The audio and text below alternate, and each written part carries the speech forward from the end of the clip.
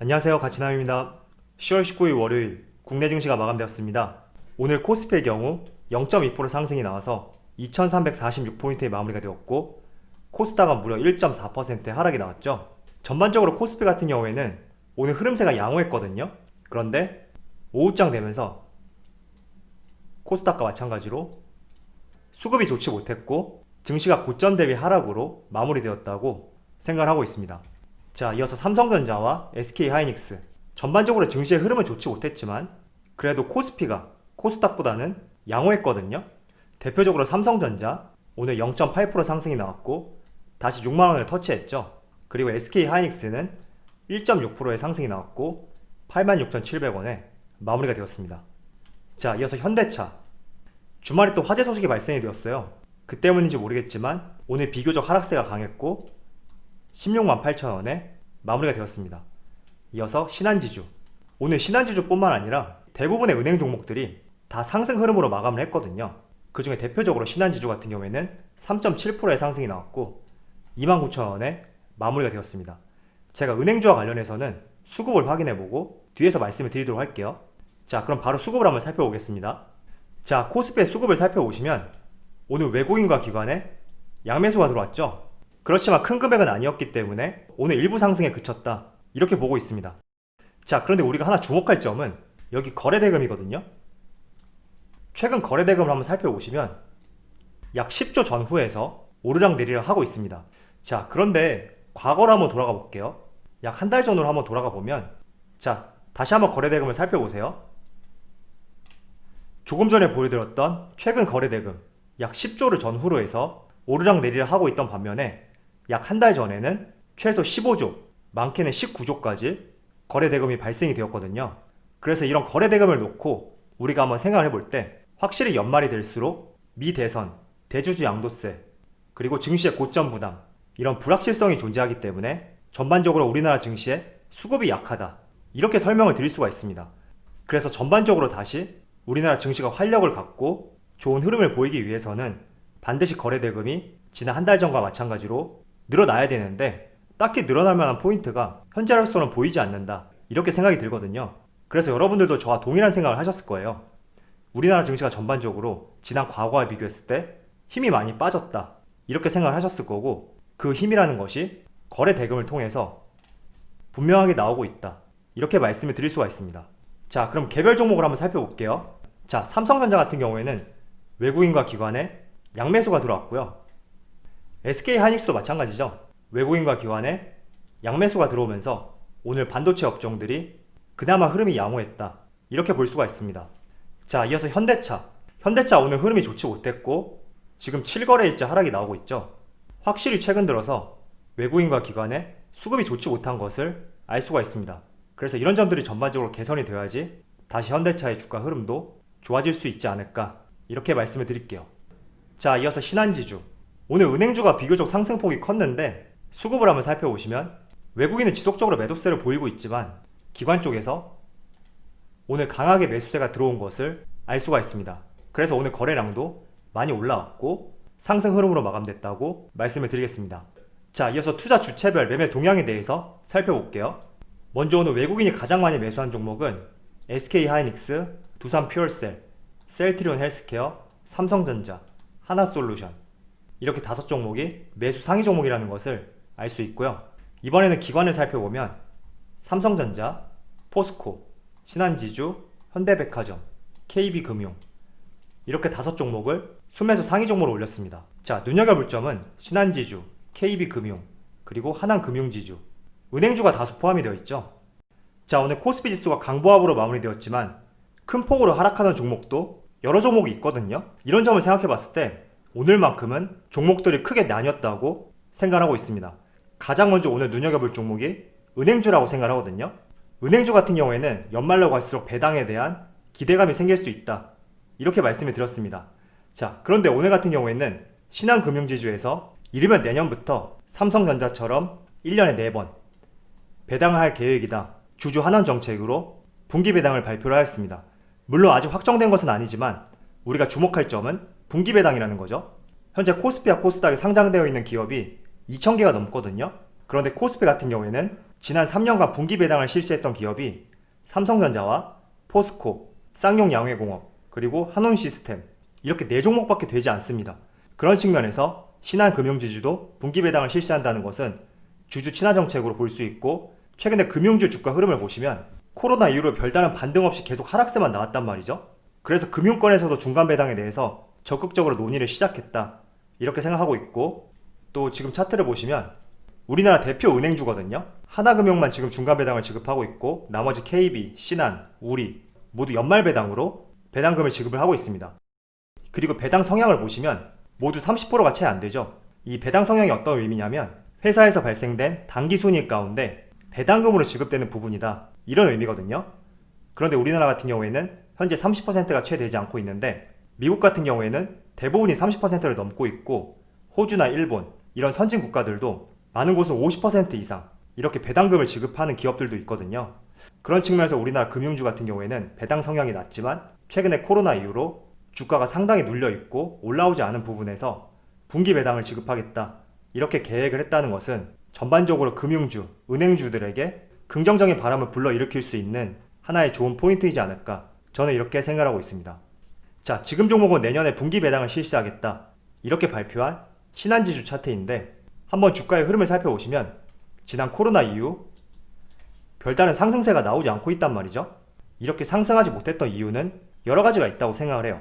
사실 우리가 금융주를 내다볼 때 배당 말고는 별다른 투자의 매력을 느끼지 못한단 말이에요. 2차전지, 반도체 이런 기술주 중심으로 성장세가 있는 것도 아니고, 딱히 배당 말고는 투자의 매력을 느끼지도 못했고, 금융당국에서는 이번 코로나 때문에 여러 차례 중간 배당을 지급하지 마라, 이렇게 자제 권고령을 내렸단 말이에요. 그래서 이런 부분이 전반적으로 금융주의 투자 심리를 위축했지만, 현 시점에서 중간 배당 정말 논의가 활발하게 진행이 되고 실시가 될 경우에는 저는 배당 매력으로 많은 투자자들이 유입될 수도 있다고 생각하고 있습니다.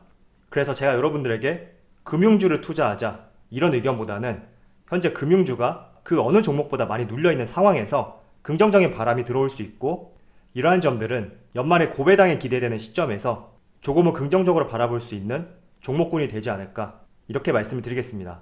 다른 종목도 몇 개 살펴볼게요. KB금융. 사실 KB금융이 금융주 중에서 흐름은 가장 양호한 것 같아요. 이어서 우리금융지주. 오늘 전반적으로 금융주가 상승이 나오고 있죠. 그래서 이 내용 한번 여러분들 잘 살펴보시면서 여러분 나름대로 공부를 해보셨으면 좋겠습니다. 그런데 한 가지 참고사항으로 말씀드리면, 만약에 배당이 지급된다면 배당금이 늘어나진 않을 거예요. 연말에 지급되던 배당이 4번 쪼개져서 지급이 될 것이고, 설령 분기 배당이 실시된다고 하더라도 내년 초는 지나야 하지 않을까, 이렇게 생각하고 있습니다. 그래서 이런 점들 참조해 보시면서 대응을 해보셨으면 좋겠습니다. 자, 또 한 가지 우리가 하나 살펴볼 점은 2차전지, 그리고 풍력, 신재생에너지 이런 섹터들의 종목들은 오늘 하락폭이 상당히 크단 말이에요. 그런데 반면에 그동안 눌렸던 종목들, 지금 보시는 파라다이스, 카지노 업종이죠. 그리고 내수주, 현대백화점, 롯데쇼핑, 이어서 화장품 종목들, 그리고 면세점, 신세계, 호텔신라, 그리고 여행주, 모두투어, 하나투어, 노랑풍선. 오늘 특별한 재료는 없거든요. 이런 종목들이 오르는 이유에 대해서 어떻게 본다면 우리가 시장을 봤을 때 특별히 어떤 종목군들을 매수해야겠다, 이런 기준이 서는 종목군들이 없단 말이에요. 그런 측면에서 우리나라 내수주, 중국 소비재, 여행, 그동안 많이 눌렸던 종목들에 대해서 오늘 수급이 들어오지 않았을까, 이렇게 생각하고 있습니다. 하지만 오늘 상승했던 종목들은 본격적인 상승이다, 저는 이렇게 생각하지 않아요. 단지 특별히 어떤 종목을 매수해야 될지 잘 보이지 않는 상황에서 그동안 눌렸던 종목들이 오늘 상승이 나오지 않았을까, 이렇게 생각하고, 하지만 저는 이런 종목 같은 경우에도 내년까지 우리가 바라보고 대응을 한다면 굉장히 좋은 시점이지 않나, 이렇게 생각하고 있습니다. 그래서 여러분들이 고점에서 조금 걱정이 된다고 한다면 차라리 이런 종목들을 마음 편하게 매수하고 내년까지 가져가 보는 것이 훨씬 스트레스도 덜하고 나중에 상황이 조금 나아졌을 때 수익률도 크게 올라간다고 말씀을 드리겠습니다. 자, 오늘 또 이런 소식이 하나 전해졌어요. 주말에 현대 코나자동차 화재 소식이 또 발표가 되었는데, 아직 원인에 대해서 정확하게 나온 것은 없죠. 국토부에서는 LG화학의 배터리가 문제이다, 이런 의견이 있는 반면에 LG화학 측에서는 관련이 없다, 이런 입장이고, 어제 화재와 함께 또 새로운 소식이 나왔거든요. 이번에 화재가 발생된 코나자동차 같은 경우에 LG화학 배터리뿐만 아니라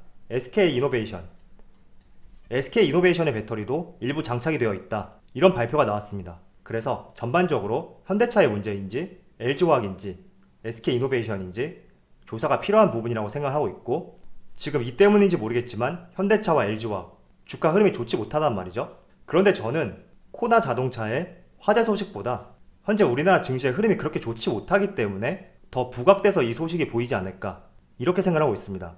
어떤 의미냐면, 상승장에서 이런 소식이 나왔을 경우에는 물론 좋지 못한 내용일 수 있지만 모든 글로벌 자동차 기업들이 화재 이슈 한 번씩 안고 가는 내용들이란 말이에요. 그런 측면에서 단기적인 악재로 끝날 수 있지만 현 시점에서는 증시가 상승에 대해서 조금 부담감을 가지고 있고 고점에서 불안한 심리가 있기 때문에 조금 더 내용이 부각돼서 보이지 않을까, 저는 이렇게 생각하고 있습니다. 자, 그렇지만 9월 자동차 판매량을 한번 살펴보시면 생산, 내수, 수출 트리플 증가했다, 이런 내용도 있단 말이에요. 수출 같은 경우에는 전년 동기 대비 약 15% 증가가 되었고, 내수 같은 경우에는 전년 동기 대비 약 22%의 증가가 나왔습니다. 9월 기준이거든요. 그리고 친환경차는 내수 판매가 158% 급증했다, 이런 발표도 있죠. 자, 화재 소식, 물론 좋은 소식은 아니에요. 그렇지만 우리가 정말 화재 때문에 종목을 바라보는 관점이 바뀌는 것인지, 아니면 내가 고점에서 매수했고 코스피 지수가 비교적 고점이고, 그리고 11월 달에 미 대선이 있고 12월에는 대주주 양도세, 이런 부담되는 이슈가 남아있는 상태에서 바라보는 시각이 조금 바뀐 것인지 한번 여러분 나름대로 생각해 보시고 판단해 보셨으면 좋겠습니다. 자, 잠깐 차트를 보면서 말씀드릴게요. 자, 현대차 같은 경우에 현재 2% 가까운 하락이 나오고 있거든요. 저는 개인적으로 화재 이슈가 오래가지 않을 것이다, 이렇게 생각하고 있고, 현대차도 하락폭이 제한적이지 않을까, 이렇게 생각하고 있습니다. 그렇지만 우리가 하나 눈여겨볼 점은 현재 시장의 수급이 굉장히 좋지 못하거든요. 2차전지를 바라보는 시각도 조금은 부정적으로 바뀌었고 투자 심리도 굉장히 위축되었어요. 그런 측면에서 이런 화재 소식이 지속적으로 현대차와 LG화학 그리고 다양한 기업들에게 이슈로서 부각이 된다면 조금은 단기적으로 투자 심리가 위축될 수도 있다, 이렇게 생각하고 있습니다. 그래서 이런 점들 여러분들이 참조하시면서 대응을 하셨으면 좋겠고요. 저는 개인적으로 2차전지 관련 종목이던 전기차, 수소차 관련주, 대표적으로 현대차가 될 수 있겠죠. 중장기적으로 봤을 때는 지속적으로 나쁜 흐름만 나오진 않을 것이다, 그리고 다시 주가가 반등하는 시점은 나올 것이다, 이렇게 생각하고 있지만 단기적으로 봤을 때는 좋지 못한 시장 상황 그리고 투자 심리 위축, 이런 부분이 조금은 좋지 못한 흐름세를 보일 수도 있다, 이렇게 생각하고 있습니다. 그래서 여러분들 나름대로 포지션을 잘 잡아서 내가 단기 투자를 할 것인지 조금은 길게 가져갈 것인지 한번 생각해 보시면서 대응을 하셨으면 좋겠습니다. 그리고 제가 여러분들에게 지속적으로 내년에 코로나 이후 상황을 대비하자, 이렇게 말씀을 드리고 있잖아요. 이렇게 말씀을 드리는 이유 중에 하나는 지금 현대차 차트를 보면서 말씀을 드려볼게요.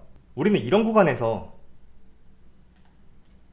매수를 안 하거든요. 왜냐하면 이런 구간에서는 많은 언론사에서 해당 종목과 산업에 대해서 언급도 없고 좋은 재료도 나오지 않고 보다 더 나은 산업, 종목에 대해서 집중을 하는 경향이 있어요. 그렇다 보니까 우리가 어떤 종목에 대해서 매수를 하는 시점은 비교적 고점 부근에서 매수를 하는 경향이 있거든요. 그래서 항상 여러분들에게 말씀을 드리지만 아무리 좋은 종목이라도 내가 어디에서 매수했는지 그 매수 시점에 따라서 이 종목을 바라보는 관점이 바뀔 수 있고 조금은 부정적인 내용이 나온다고 하더라도 덤덤하게 대응할 수 있다, 저는 이렇게 생각하고 있습니다. 그래서 제 영상 댓글을 보면 현대차를 10만원 이하에서 매수하신 분들이 꽤 있거든요. LG화학도 마찬가지예요. LG화학도 40만원 아래에서 매수하신 분들이 꽤 있는데, 그런 분들 같은 경우에는 지금 불안한 장세가 나온다고 하더라도 덤덤하게 이겨내고 있다, 이런 의견들이 많습니다.